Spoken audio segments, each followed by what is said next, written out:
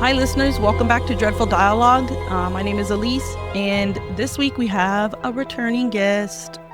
Yes. Say hi, Kristen. Hello, everybody. Thank you so much for having me back. I'm so excited to be with you again. Yeah. So again, Kristen is a fellow podcaster. She's going to tell us about her podcast at the end called Reality Rewind. But if you listen to the episode about Fright Night, we mentioned the movie Once Bitten, and while we were in the middle of literally recording, we're like, oh man, there's all these similarities. And then I think it was like the next day, right? I'm like, girl, this movie has a ton of similarities. We're covering it. Yes. You text me and you were like, we have to do this. And I'm like, I am in. You got me. Yeah. So awesome. So Once Bitten, 1985 movie. And I love this movie because it does have a lot of similarities to Fright Night. But I think that this is more of a comedic take. Would you agree? Yes. It's more slapstick, in my opinion. Yeah. It's total slapstick. I hadn't even thought about that. And that's such a good way to describe it because the main character is Jim Carrey. And of course, you guys know we're spoiling this movie. I never know why I do that, but all of us warn people when we're spoiling a movie. But we're spoiling Once Bitten from 1985. But yeah, Yes. Total slapstick. So this movie's about a boy. And I don't know where I put my synopsis, so I'm just going to wing it. I usually read one that I've gotten off of Google, but I don't know where my notes are for that. So there's a main character named Mark, and he is an 18-year-old, and him and his two friends are obsessed with losing their virginity, and he's pressuring his girlfriend Robin to put out for him, and he runs into a female vampire named Countess, and we find out that Countess needs to have 3 blood transfusions by Halloween from a virgin in order to keep her youth. And I guess her power, I don't know, because she's got like, what would you call them? Her like coven of vampires? Yes. She has like a whole posse of vampires that she hides in her basement. Yeah, and they're a really interesting posse, right? There's like a pilot, I think, from like World War I era. There's I think a Confederate one. There's like that one took me out. I was like shocked seeing that flag. I'm like, my heart stops. I'm like, yeah. There's some definite like odd things, and there's a whole inappropriate scene in here that we'll eventually touch base on that did not age well. I don't think it was a good idea, but like anything, we're not here to excuse things. We're just gonna point out when we know things that those aren't right. Yeah. So, but yeah, and she's got like a hippie one, right? Because she talks about Haight-Ashbury. She's got a whole crew, female and male, but. Yeah. My favorite character, and I don't know about you, but my favorite character is Sebastian. Who's your favorite? Freaking same, girl. Like, I knew you were going to say that too. I just knew. Yeah, Sebastian, what a legend. I love that man. He is something else.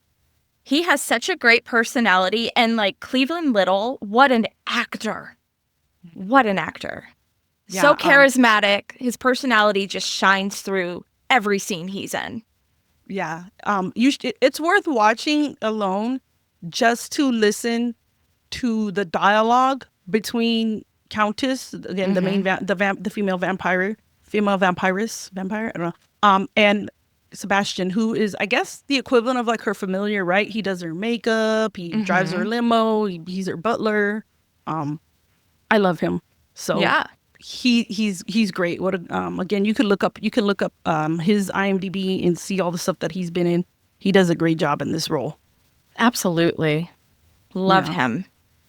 Yeah, so I think let's talk about first all the things that this movie brought to the table in terms of like vampire lore.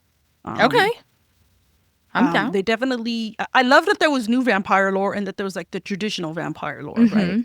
Yes. It was a new concept to me that she had to get bite mark 3 times. Never heard that before this movie. I'd never heard anything like that. I'd never seen also the way that like I thought it was cute. Like maybe this is a vampire lore, how all their coffins are different. I don't know if you caught on to that. Yeah. It was almost like they're decorated to suit their personalities or who they were before they were bitten. Yeah, like from their era. Like even the way they dress, they still dress in the same clothing from the time when they were bitten and became a vampire. Yeah. Yeah. I mean, there's the she can glamour him essentially. She can Hmm. play mind games with him. So it was really cool that they did that, but they did Yeah. it all with such humor. Whereas, again, and we're gonna keep going back to Fright Night. Fright Night was just so much more traditional. Yeah. There wasn't a lot of new things to me that I don't recall anything brand new to the vampire lore. Mm-mm. No, it was pretty spot on from like other movies from in the vampire genre or Yeah. vampire realm. Realm, genre. Yeah, Please help. it's all good. It's all good, you know. I knew what you meant. Yes, thank you. Thank you. Yeah. Um, but I do love the beginning of this movie, and just like we talked about again with Fright Night, the opening sequence is really cool. The house, like it looks like it's like two houses connected. Yes. The architecture is really cool, and I don't know. I thought about this. If you've ever heard of the catalog Finger Hut, do you remember that Oh catalog? my gosh, yes. Like Yes. they were popular in like the 90s maybe, Mm-hmm. or even the late 80s. That mail catalog, and you could order like your furniture from it. And I remember thinking when I grew up I was gonna have all the cool furniture in there. I don't even think it's around anymore, but like I swear Countess's house had everything from there. Probably that. And she probably got a lot of her like curtains and throw blankets and pillows off the J.C. Penney's catalog. I remember that too. Yeah, My yeah, grandma always got one. yeah, and but wasn't it cool though? Like thinking about again, the way they look. Even though she was like, I think she said she was like 390 years or Yeah, 400 years. yeah. She was dressed like the 80s right away, right when she first Oh, comes out of the coffin. absolutely. Yeah, she looked good. Lauren Hutton, woo! She's smoking. She's Yeah. smoking hot. I'm like, I hope I look like her as I'm aging, please. Yeah, I mean, She's even when she gorgeous. completely overages, she's still like, I'm like, you could still see her beauty in there. Mm, She still looked good even when she was an older woman. absolutely. Yeah. What were some of your? I wrote down some of my favorite scenes. I called them notable scenes. Did you have any scenes that either from that list or ones that you'd come up with that you really liked? Yeah, I have a couple. I love when Mark is like, I don't want to be a vampire. I'm a day person. I'm like, well, stick to that conviction, sir. Yeah. Um, Yeah. yeah, and then Russ is something else. He's a character and a half. He's a horny teenager and he's filthy.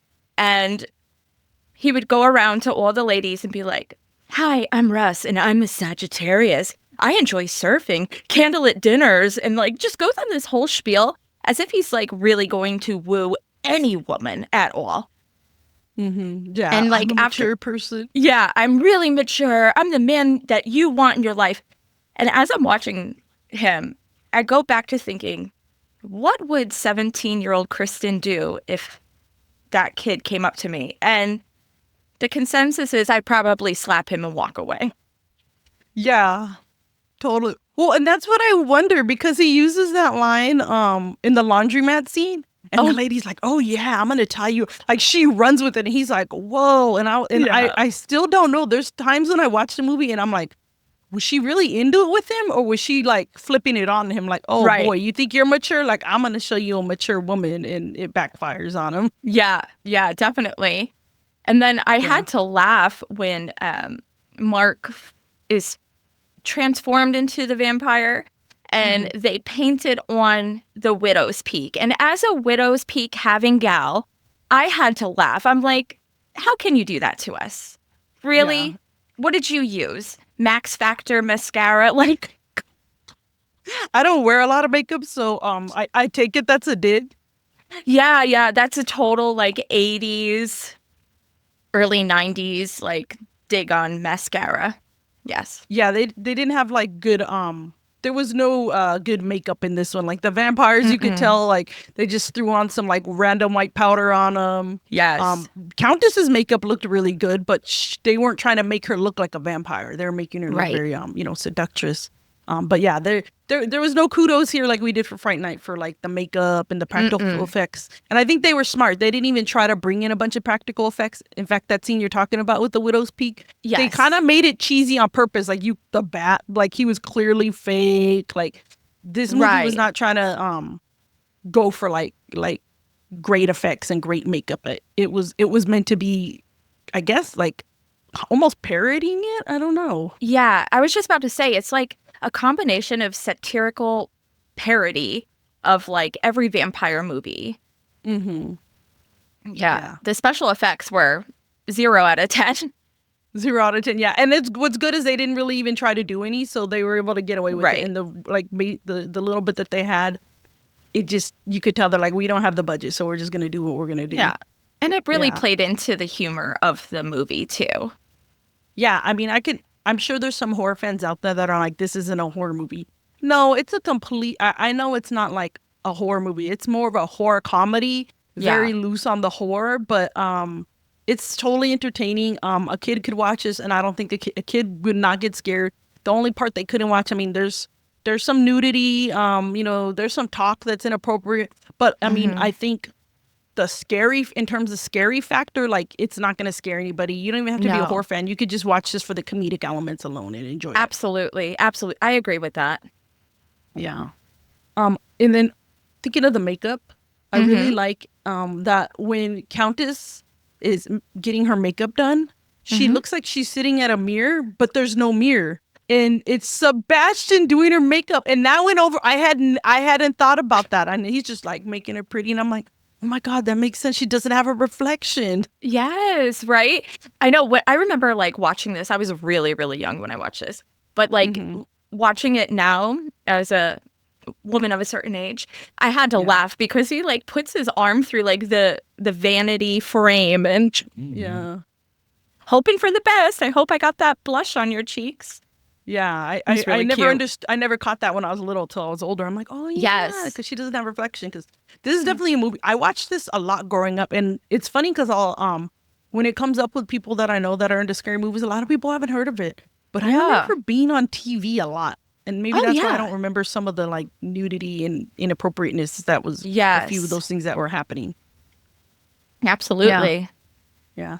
I also really like because I live in Southern California, and I mean I didn't do it as much when I was younger, and I don't even know if it's still popular. I'd have to ask people, but like they're cruising through Hollywood, and you see all the sights, and it was a bit ridiculous. Like I've seen odd things in Venice Beach, and I've seen odd things in LA and in Hollywood and even where I live.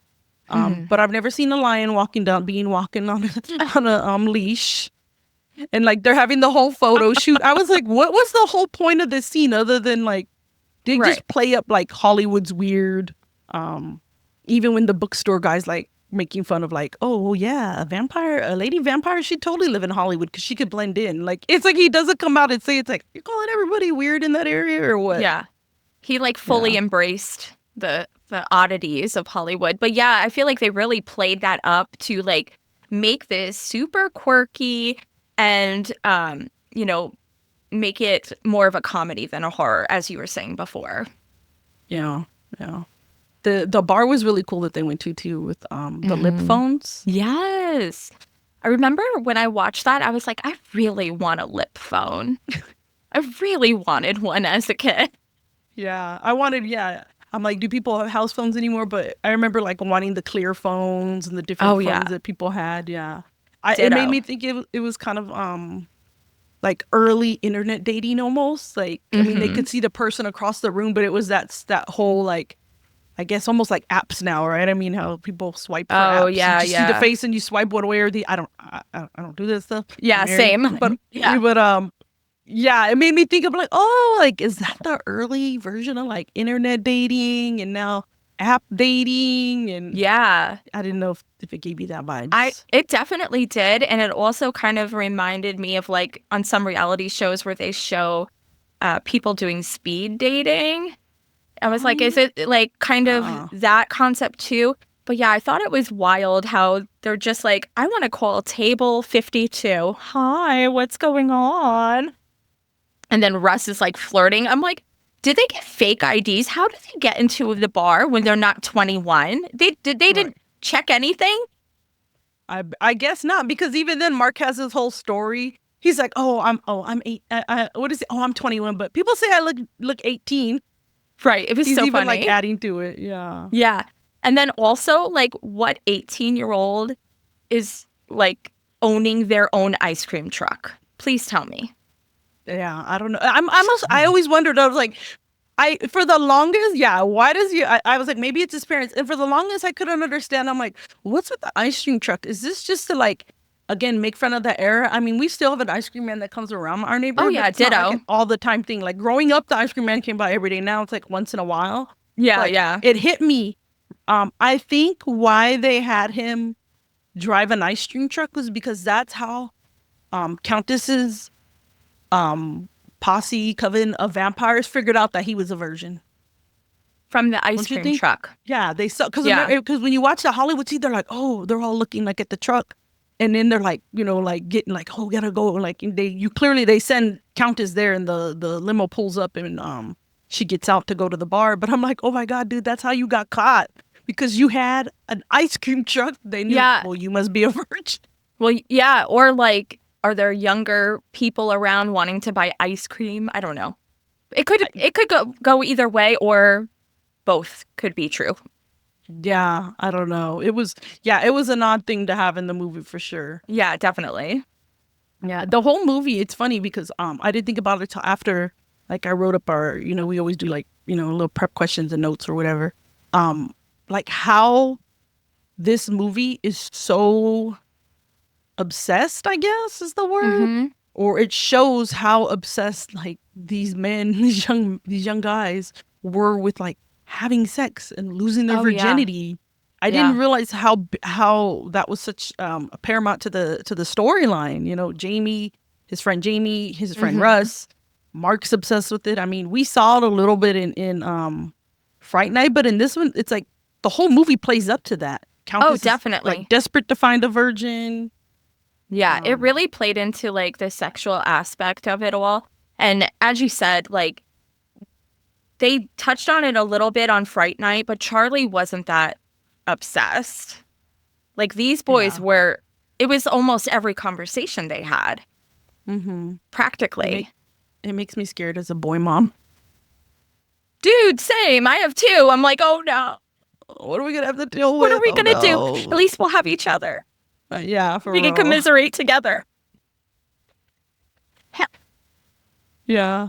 It makes it then like I knew how obsessed they were, but then the scene where and it's I think it's like right after the opening scene, right? First we see Sebastian, he wakes up Countess, and that's a fun scene. She's identifying the wine. She's like, oh, it's an Austrian peasant from the 1800s. It's vintage, but it's not a virgin. And then we get the scene where Mark and Robin are at like a, I don't know where they're at, like a makeout place. There's like a oil rig in the that's background. true. At first I thought, oh, go ahead. I'm sorry. No, everybody's fooling around. But yeah, what were you going to say? I was going to say, like, I don't know why I always assumed they were at some kind of like drive-in, but that doesn't make sense because there was no movie there. And I don't know why my brain cannot compute that they're like at some kind of like bluff or something. Like where you park. Yeah. I think I know why. And it's because, again, I caught it on when I did the rewatch to prepare for the podcast. It gives me, like, if you ever seen the movie Grease. Yeah. Right? There's a scene at the drive-in where people are making out and messing around. Yeah. But yeah, I always thought it was a drive-in too. And then when I rewatched it for the pod, I'm like, they're just at like a random spot and everybody's fooling around. And it looks like that scene because Jim Carrey's character, Mark, he's wearing like a Letterman's jacket, just like Danny Zuko in Grease. Mm-hmm. Danny Zuko was trying to hook up with Sandy in Grease at a drive-in. So I think that's why. And I wonder if they did that on purpose. If they were paying a little homage to that or not. That's very possible because that was a super popular movie. And I feel like a lot of movies from that time, like especially like romance movies, they played into that a lot. I have to say, with that scene, when she rejects him and he gets out of the ice cream truck and he's walking around like really upset and all the cars that are parked by them are bouncing, I'm like, oh no, poor Mark. Yeah. Yeah. But they do a little callback to that later, right at the end with the coffin making the noise and stuff. It's like, oh, they knew what they were doing. They wrapped that back around. But yeah, that was so like, funny. Oh, he's all depressed. I know, he's so sad. He's like, I'm not getting laid. They are womp womp. Yeah. But I love that and it makes me think of Robin was she's pretty good. Like she's pretty vigilant with her beliefs. I mean, they wouldn't have hooked up if they didn't have to that soon anyway. Yeah. I mean, she did it to save him from Countess changing him.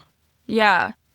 She was a pretty strong character, I think. She stuck to her guns for the most part. She was, a kind person, but she didn't take anybody's BS. I like that about Robin. Yeah, I did too. Like the only thing that like I was kind of disappointed in was how forgiving she was of Mark. When she was like, "Wait, you went with this older woman and like you maybe Yeah. messed around with her and she bit your butt," which I never understood the biting the buttons thing off. Like, was that was that like her kinkers? I I don't think know. so because they went back to that a lot, like the button Yeah, biting. yeah, the button biting. That was the only thing. But then I guess because he didn't actually, he didn't think he actually hooked up, which he didn't. But he was like, he was kind of unclear if he did or didn't hook up with her. But Right. she was pretty forgiving of him of that. But she Mhm. still stuck to her guns of like she cared about him. She went and did research. Yeah. Yeah, she was an interesting character. A strong. I thought she was a pretty strong female. I thought she was even stronger than the female in Fright Night. Oh, then Amy? Yeah, I think Yeah. so too. She was more sassy too, with Hmm. her delivery of speaking. And I have to say, in my 41 years of life, I've never bitten off a button before. I'm just gonna throw that out there. Never done. Yeah. No. Same. Mm-mm. Same. Yeah. Mm-mm. I have not done. I've not done that. I'm not sure. I don't have I plans don't on know. doing so Everybody's got anytime their. soon. Everybody's. You know what? I said I have I no didn't. plans on doing that anytime soon. No, I spend too much money on my teeth, like Right. to get straight teeth, and Right. I have dental insurance, but I really don't want to have to crack a tooth or anything. Nah. So yeah, Nah. Not in my future. yeah. Thinking about let's see similarities. The dance scene was The very Yep. similar. The dance Yeah. scene. Yep. I thought it was really cool. The song, like it literally went with it, like hands off, and he's in Mhm. between Robin and Countess doing his little dance, and you really get to Yes. see Jim Carrey, like early Jim Carrey. This is before I looked it up. This is even before he was on In Living Color. Yes, I saw that too. I was shocked. This is Yeah, really his like first movie ever, first acting role ever. I'm pretty sure. I think so. I don't think I saw any movies or anything when I looked up. So Mm. it was a cool introduction. You really saw a lot of his facial humor. He Mhm. did some of his impressions right when he was I don't remember. She said he was kind of acting like James Dean, and then who did he act like? He acted like I forgot. And he impersonates another person, and Yeah. um, when there's all kinds of moments where he's doing funny things with his face, Mhm. and yeah, I mean, who knew when I was watching it? I when I was a kid that he was gonna become what he became, and he's so Yeah. known for his physicality and his facial Yes. expressions and Yeah. his slapstick, like you mentioned. Yeah, definitely. He's definitely a physical comedic actor for sure. And going back to like movies that he's in, my kids love Sonic the Hedgehog, and he Hmm. plays Dr. Robotnik in the Hedgehog movies, and he's Hmm. still like so slapstick and has the physical comedy still and like very expressive. Yeah, And it's a I good love word. that about him as an actor. Yeah.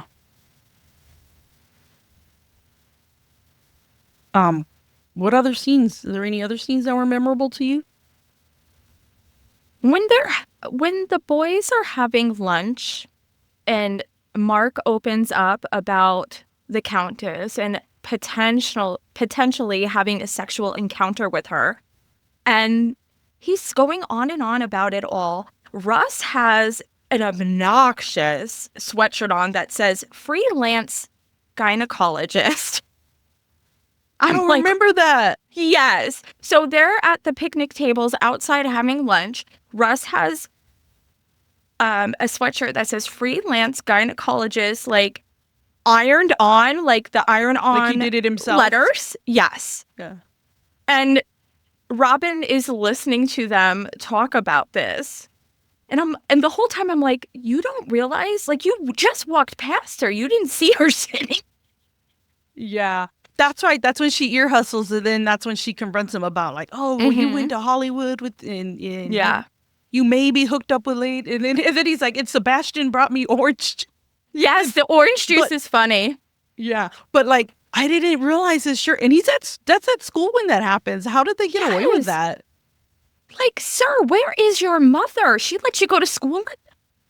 Yeah, that's crazy. Oh my God, I have to pay attention. I did not see. I Yeah. didn't even catch that he's wearing that. Yeah, I was Yeah. shocked. And then another scene that I love is like when Mark goes into the kitchen and his mom is making burgers or something, and he I want it raw, and he like takes the meat, raw meat.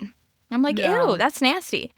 And another thing that I love, and this is very common in the 80s, is like they make these parents look so elderly. Like they're supposed to be like 45, 50 the most, and they make them look like they're 82. Like, Yeah, they looked more like, again, they looked like his grandparents almost. yes. Yeah, I don't know what it is. Maybe because they're using older actors to be the teenagers. That's It could maybe be. that's why they're doing it. I don't know. Yeah, it could be. They really played into the elderly aspect of his parents. I'm not sure why. Yeah, I thought that was humorous too. Yeah, and it's cool. And it's funny because they do so many things to show us that even though she hasn't made him into a vampire, like she's taking the steps to make him into a vampire. And initially, right, he's like, when he's at the place that his two nerdy friends work at, the burger place. The burger place, They give him like a burnt burger, and he's like, oh, it's still mooing. And it's like, to me, I'm looking at it, I'm like, oh, that thing is totally burnt. And they like set it on fire. And then now all of a sudden he's eating raw meat and sleeping in his he's sleeping in like a trunk at the foot of his bed. Yes. He's Hissing wearing at- all hissing at black. kids. Yeah, wearing all black. Like there were so many signs. That was why, in going to the scene that we said that we needed to make sure we mentioned that's why I don't think the shower scene was necessary. It wasn't necessary to push the storyline, and then it was bad the terminology that they're using. Absolutely.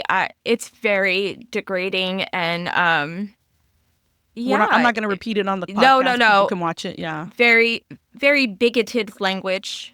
Yeah. And also, even when we are back at that club, somebody calls for Russ, and Russ goes over, and it's also very bigoted there in that scene too, and it's uncomfortable watching that today.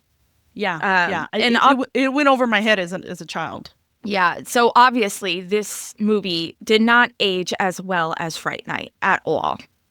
Yeah. But it's interesting because then they make the joke about Sebastian, where she's even telling him, come out of the closet, Sebastian. And he's like, I've been out of the closet. And he likes wearing her expensive scarves and doing her makeup and stuff. So there are positive aspects where they're not putting down the gay community, but then there's other aspects where they are right, where they're making jokes about it. Yeah, exactly. So I don't know. The shower scene, I don't think it was needed. We already had enough signs that he was becoming a vampire. Robin had already went to the bookstore, and the guy had already confirmed, like, this is what a female vampire does to turn him into a vampire. And if she really wanted to look, what makes this scene you didn't even need it, regardless of the negative language, was that she could have just asked him. I mean, he was so down to hook up with her. You think he wouldn't have taken his pants off and shown her if he had some bites? I don't get why they even needed to do that. I'd be very curious to know why that scene got written, because it wasn't necessary. No, it wasn't, and it was extremely uncomfortable, and I don't know. It did not age well, and they should re-edit this movie and take it out completely. That's just my humble opinion. Yeah. Or put some sort of warning, but... Oh, yeah, that too. Something. Yeah, that's how I view it. If you're not going to... just at least put a little warning, put a little warning of some sort and and move on from it.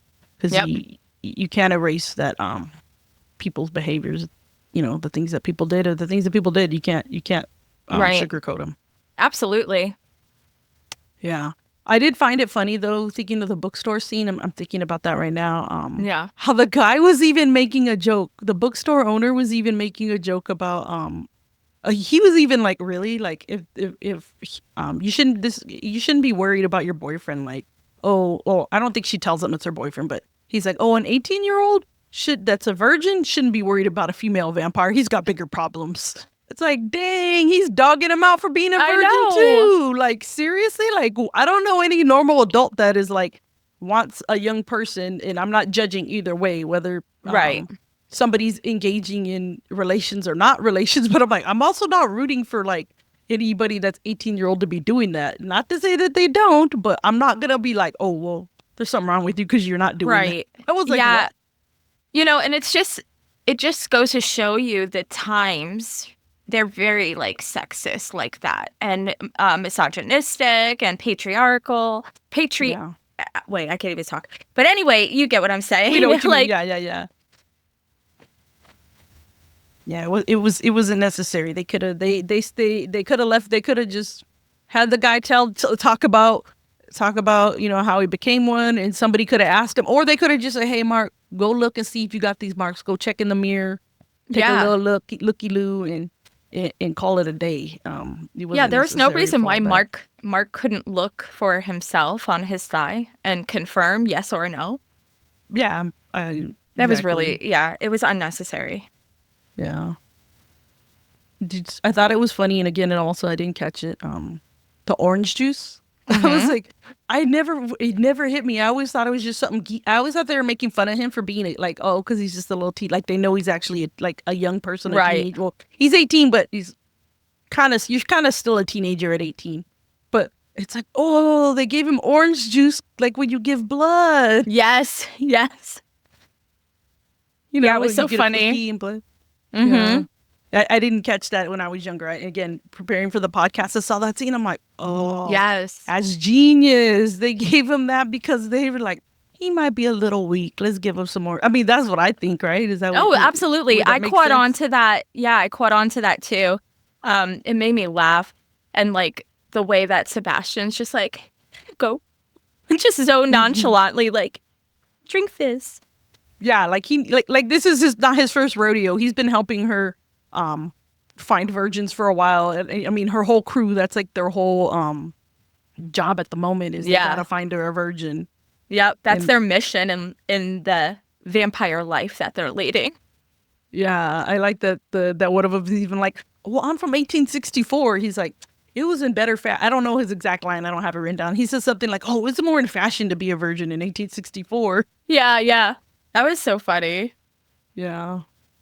And then I also love that how much you can really see that like Sebastian cares about Countess, the way he like Oh, looks yeah. after her, and he eggs her on like when they get to the house when they first bring Mark home.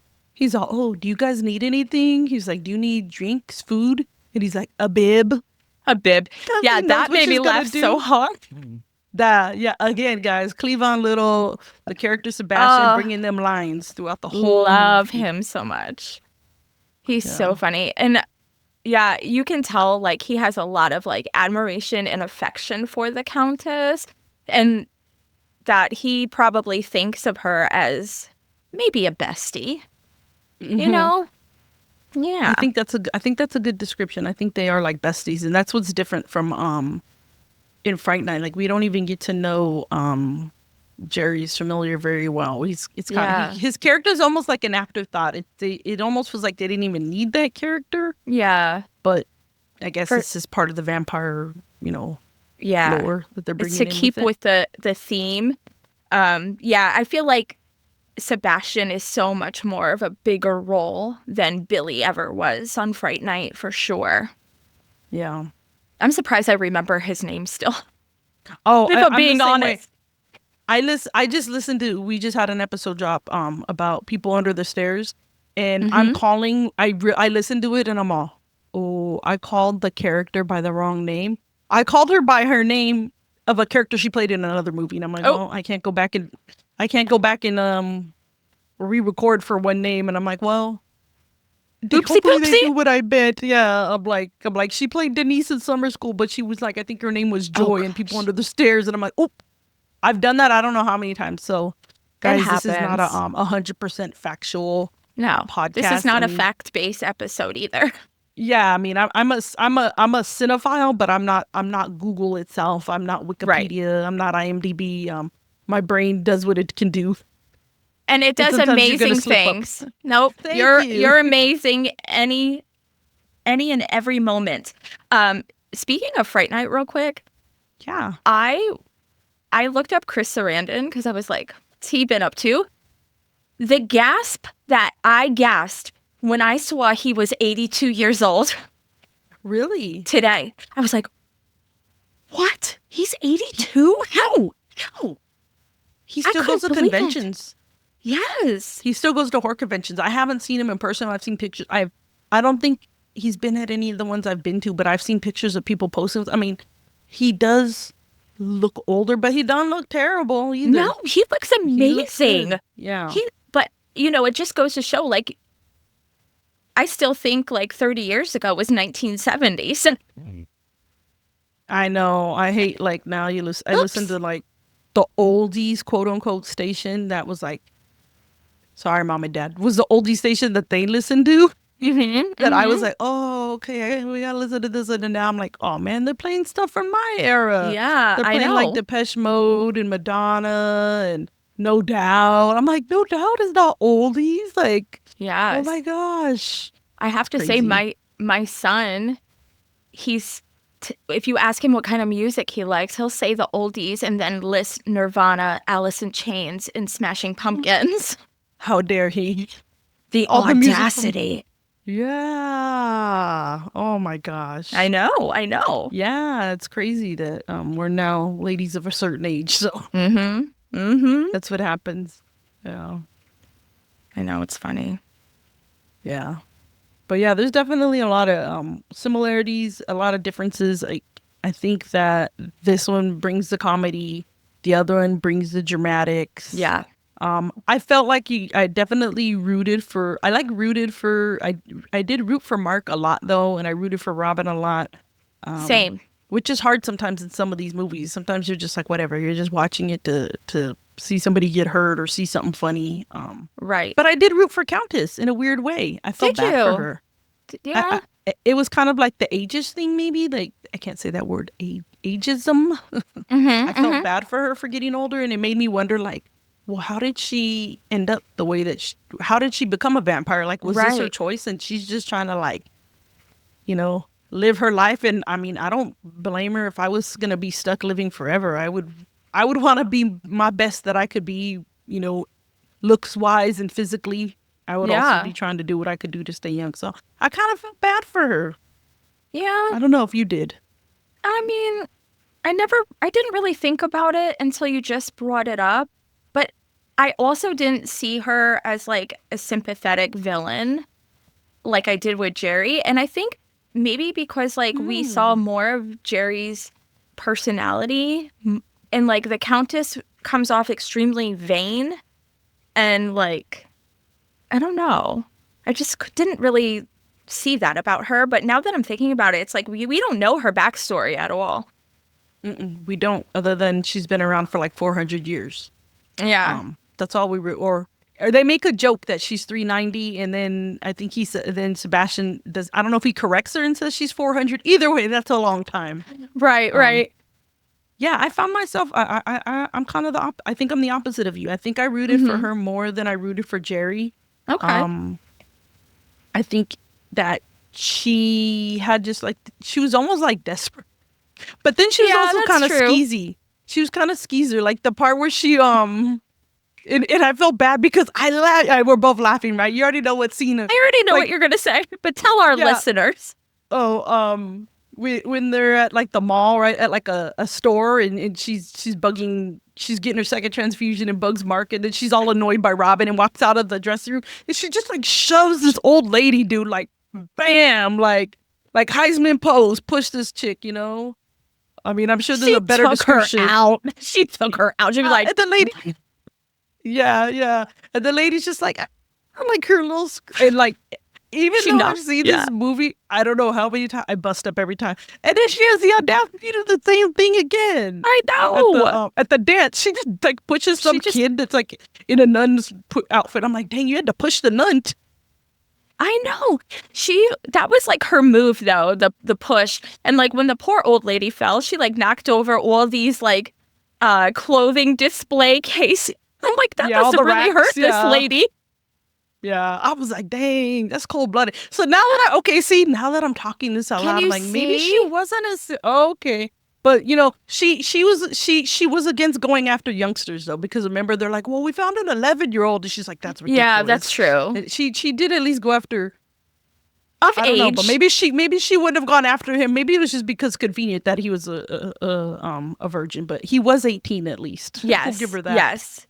Absolutely. Yeah, that's probably why I didn't have much sympathy for her. And like what was I going to say? And she kind of like spoke down to like her posse too. It's like you change them into vampires. They're there for you. You know, I just thought she could be more of a hype woman for them. Yeah. Well, even Sebastian was kind of like, well, if you want your refuge and you want your protection, you guys got to find her a virgin. And he kind of treated him like he was like their like the not like a dad. I don't know, like an older brother. Like, all right, you guys, somebody's coming. Go to bed, and Right. and wipe your feet. And I don't know, like they were both kind of rude to them at times. And I wanted to know, like, well, why can't they just leave? I don't know. Yeah. Yeah, I thought like she kept him there for selfish reasons, perhaps to do the dirty work for her, and then they weren't successful in it as she wanted them to be. So then she took matters into her own hands with Mark. Yeah, it was weird. They didn't. I would have loved an explanation on why they stuck around, why she treated him so bad, and um also like I found, and again maybe I'm just like, sometimes we cover the movies and I'm like, Alyse, you're looking way too deep into this. It's just meant to be a fun movie. But I'm like, well, what was with the two girls that were like willing to hook up with the two friends, with Jamie and Russ? Jamie and Russ. They were totally down. They're like taking their dresses off, and I'm like, ooh, are they gonna pull their own countess? Like, do they need to do that? Like, that was the only thing I could figure out. I was like, why Same. does she have to have a virgin to stay young? And does that affect them if they don't? Or is it irrelevant? Like, it was odd. Yeah, that was pretty odd. But I have to say, a real funny moment. I'm such a weirdo. When they're at the laundromat and Jamie gets put in the dryer, I'm like, why is this poor boy in the dryer? I think in there. It's like, would he be burning? Like he would have burns all over him from the heat coming from the dryer. Like, this happened. How did it come to fruition? Please tell me more about the dryer. I'm curious. Yeah, and he's like, she said no. Yeah. Or he said something silly. Yeah. Yeah. She said no. She doesn't like me. I have to say, though, he was a little bit more likable than Russ was, because he was more like timid and he had more of a softer personality, kind of. Where Russ was just like extremely vulgar and nasty. Yeah. Yeah. Yeah, they were definitely two different. They were of two different. They were opposite sides of the coin when it came to, like, I think Jamie. I almost feel like Jamie wasn't as obsessed as Mark and Russ were. He was just kind of like going with. Not that he wouldn't have. I think if like the opportunity arose, he would have hooked up with a girl. But I don't think he was as he wasn't feeling the pressure as much as these other two teenage boys were. Yeah, definitely. He was more passive, and you could tell like he had a kinder personality for sure. Yeah. I didn't mind him as much. Yeah, he wasn't as annoying. Like, I still to this day, like, it's another line. Like, I can just think about the movie, and I can think about Russ's little spill that he would give ladies. The same thing. I'm like, what the heck? Like, if somebody said that to me, I'd be like, you are so weird. Like, does that? I'm like, does that really work? Like, would you say that to women? Yeah, I'm going to start doing that when I make new friends. Be like, hi, I'm Kristen and I'm a Taurus. Nice to meet you. Like, nobody cares. Come on now. But I think that was like such an 1980s thing where people were really getting into astrology and like the phone psychics and stuff like that. So I think it's like playing into that type of community and the culture around it. So it's pretty goofy. But yeah, he's a loser. True. Yeah, horoscopes. You're right. I hadn't even thought about the horoscopes and the phone. Right. Even the like walks on the beach. It makes me think of like newspaper ads. Like, weren't there ads like that at one time? Where, Yes, like the people could send dating out personal section. ads? Yeah, there you go. Oh, you know what else it reminded me of? That show, Love Connection. Did you ever watch that when you were a kid? Yes, I loved it. Oh my god, that was like Chuck Woolery, the early, right? yeah, where they couldn't see I mean, again, talk about a trail. But as somebody who does, you do reality, you cover reality stuff, and you cover some of these like love shows. That's gotta be like inspiration for some of the shows we have now. Oh, definitely. Yeah, so it was giving like that whole vibe. Even like the club too. It was reminding me of that. So it made me laugh. I was like, wow, I really loved that show when I was a kid, and I probably shouldn't have. I was probably too young to understand what was going on. Right. But yeah, you're right. They used to say stuff like that on that show, like their sign, and if it wasn't a long walk on the beach, like, oh, I like going on these vacations, or like whatever. They had little spills like that. So yeah, you're right. That's probably where he got it from. Yeah, this movie, just like Fright Night, it's another 80s time capsule for sure. Absolutely. It's got the furniture, it's got the outfits, it's got the music.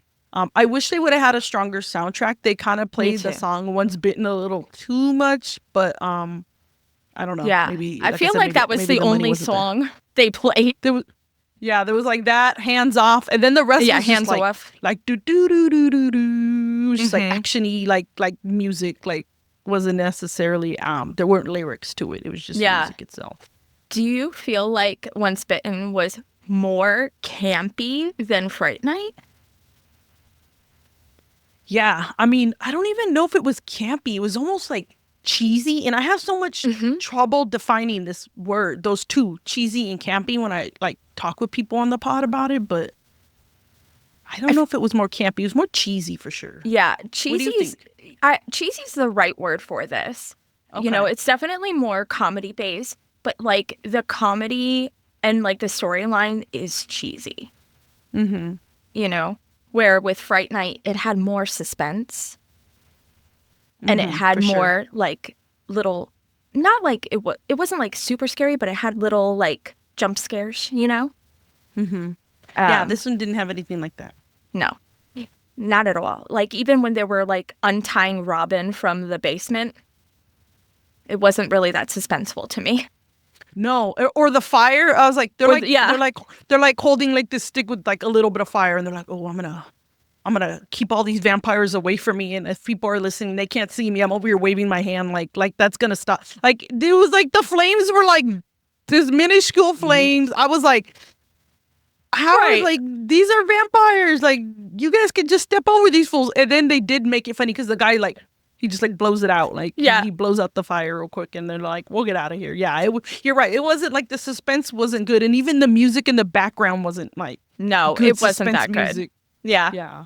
When they were doing the fire thing, I was like, why does this remind me of like a stick of incense? Like, what are you doing? What are you doing, bruh? Yeah. It really feeds into the cheese. You're so right about that. That's like the perfect description of this movie, is just full on cheese. Yeah.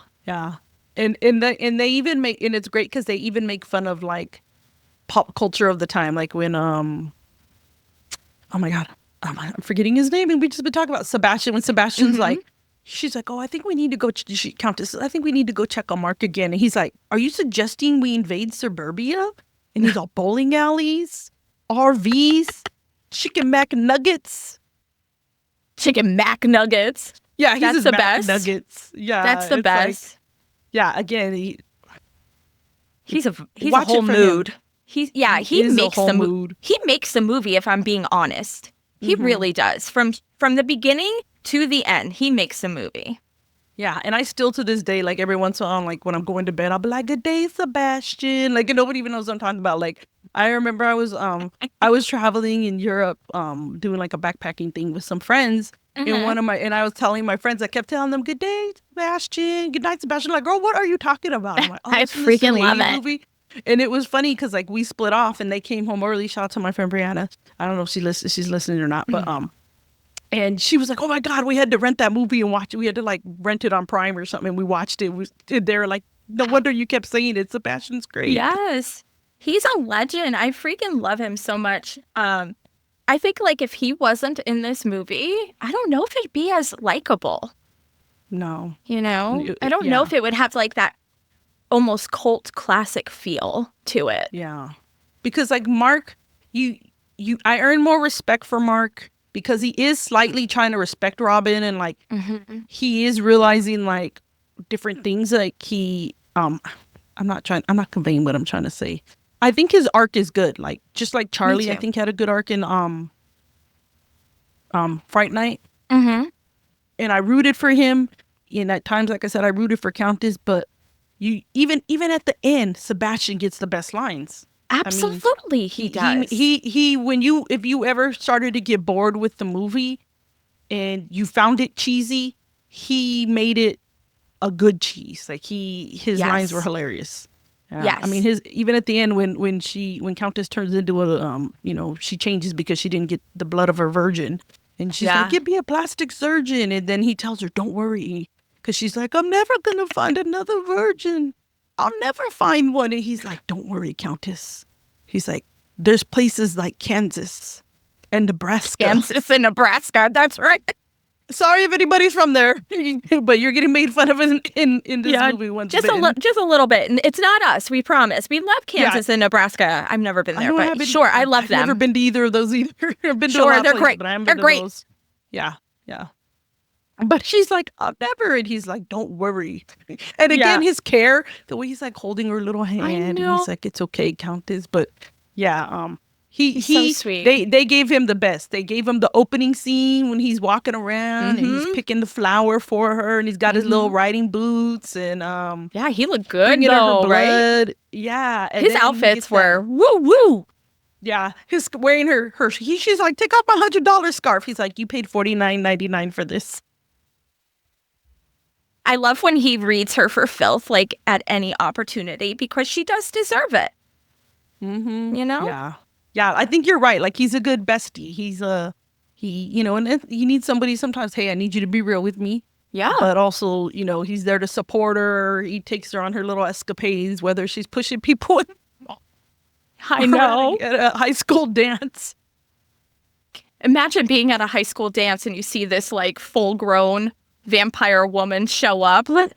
So that dance sequence was, I mean, very talented, I must say. I can't dance. She's a good dancer, the girl Robin. Yes. That's what I was about to say. She, like, even Jim Carrey, I was, like, impressed by that. Even though it was completely cheesy and, a part of the 80s for sure. Yeah. But yeah, I was shocked to see him dance like that. I didn't know he had them moves. Yeah. Yeah, I didn't know either. But it makes sense now when you see, I mean, he's done so much stuff with the Grinch and Ace Ventura, his silliness. It's like, oh yeah, you could see the star potential that he had. Absolutely. For sure. And his comedic potential was totally on display. Yeah, definitely. Yeah. And then there's one other scene. And I was like, why did they put this scene other than to make us laugh? The part with when Mark goes to the church and he thinks he's confessing to a priest. Cedric, who was asleep on the pew. Yeah. And he's like telling him, "Oh, I think I did this and I might have done this." And he's like, "You're going to need to get yourself a shovel." Yeah. That was one of my favorite parts. I will never forget that. And he's like confessing in the confession room. The room, yeah, I don't know what it's called. I don't know what it's called either. I'm not Catholic, so I couldn't tell you. But it was really funny. That was a great scene. Loved it. It just plays into like Jim Carrey's amazing comedic timing too. Yeah. They nailed it on that one. Honestly, like they should have done that scene a little bit longer and then taken out the shower scene. Just my opinion. Yeah, no, I agree. We're both 100% on that. You mean, again, regardless of the language, it wasn't even necessary. It was just, it didn't make any sense. And then you added in the other things that were going on, and it's like, this isn't necessary. Right. And it probably would have been able to help them. They didn't, I mean, again, kudos to the fact that this movie for having a shower scene, managed the nudity very well. Yeah. I mean, I think we saw more of nudity in the painting of Countess than I think we saw that on display longer than we saw the nudity in that shower scene.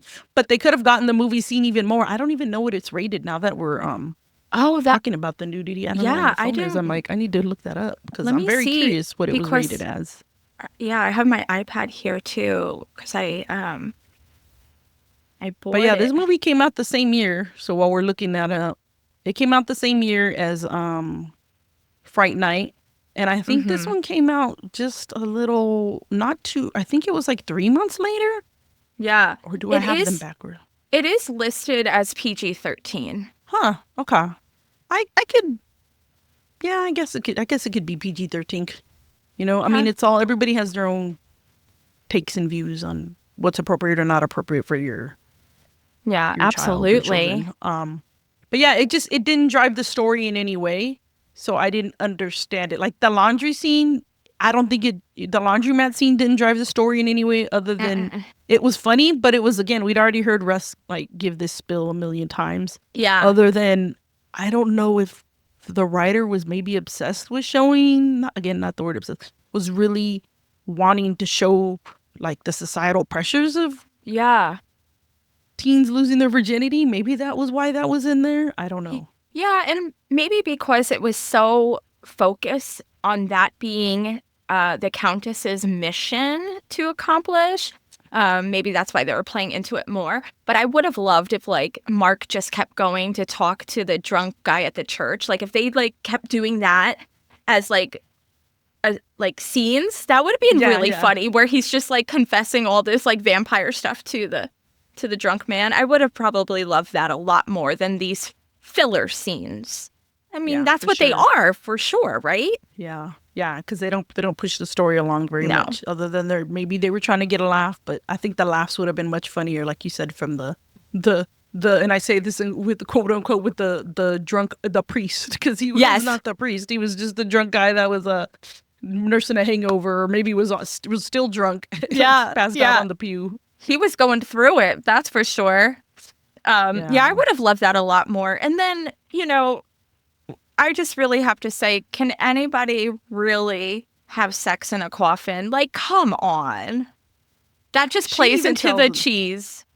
Yeah, she's even like, but you didn't enjoy it. I was like, slam. The Countess is bringing it.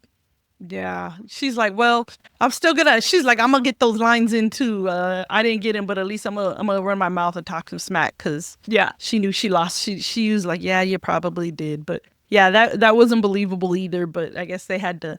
I think again, it was a wraparound to that scene in the makeout spot. So yeah, definitely, possibly that's why they did it.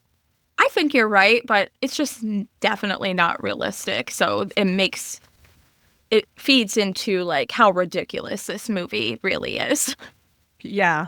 And like I said, I think that this movie was ridiculous enough and cheesy enough that it was always on, like, regular TV. It wasn't like it was never on cable. It was on just, like, you know, your local Channel 5. I don't know, everybody's Channel 5 is different. I'm just picking a random channel where it's like, you don't need to have, back then, you know, we didn't have to have cable or anything. And it would just be this cheesy movie to watch, and like on TBS or something. Yeah, that kind of channel as well. Yeah, TBS. But yeah, so I think people would enjoy it.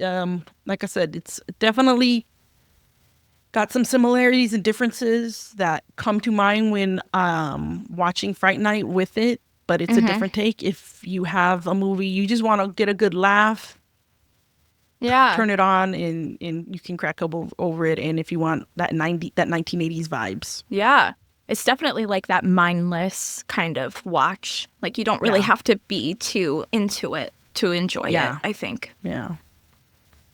Well, I think it's all about. You have anything else you wanted? Is of important that we need to cover about this? No. You know, I think we touched all the bases on the ridiculousness, but campy, fun movie. Yeah, for sure. Ridiculousness. I love that. Yeah. Well, Kristen, before we sign off, again, in case people didn't get to meet you when you're on Fright Night, tell us about your podcast that you are a Yes. host of. Yeah, so I have a podcast. It's called the Reality Rewind Podcast. We go back in time to recap the best and worst of reality TV, like the absolute trashiest of trash. So right now we're covering Rock of Love Season 2, Love After Lockup Season 2. We're about to throw in Sister Wives starting March 1st, and we're launching our Patreon on Valentine's Day. And nothing says I love you more than tuning in to listen to Jersey Shore and Big Love. And Cool. some documentaries. We're doing Daughters of the Cult.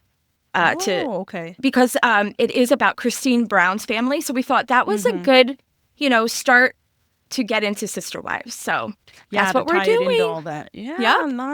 nice. Well, we'll make sure we put your stuff in the show notes. Yes, absolutely. And if people want to find the Instagram for your podcast work, what is your handle for that? Oh, yeah. It's Reality Rewind Pod. And then we're also on YouTube as well. We started posting videos on YouTube, which the Reality Rewind on YouTube. So yeah, you can come on over if you're into that. And also, you're going to be on my show, and I'm so excited. Yeah, I'm totally ready to. Again, if you're not into other shows, we may be losing some, but that's okay. I am going to be revisiting Bill and his 3 wives on their neighborhood and their homes. From the HBO show Big Love. Well, I think it's on Max now, but it was HBO in our time, right? Yeah. Yeah, I'll be coming on for that occasionally and helping out. So yeah, it's really cool. I think it's great that even though we both do our main podcasting in different genres and different realms, but we still have goes great together. crossover. Yep. Yeah. Well, thank you so much for having me again. I really love it. As I said before, anytime, just let me know and I'm your gal.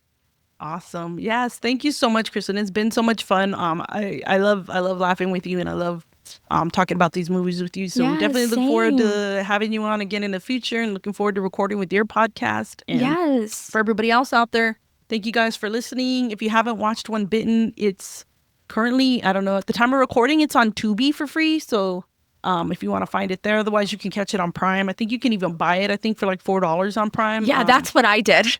Yeah, it's a fun staple if you want to just have it to watch it anytime. So get it on there.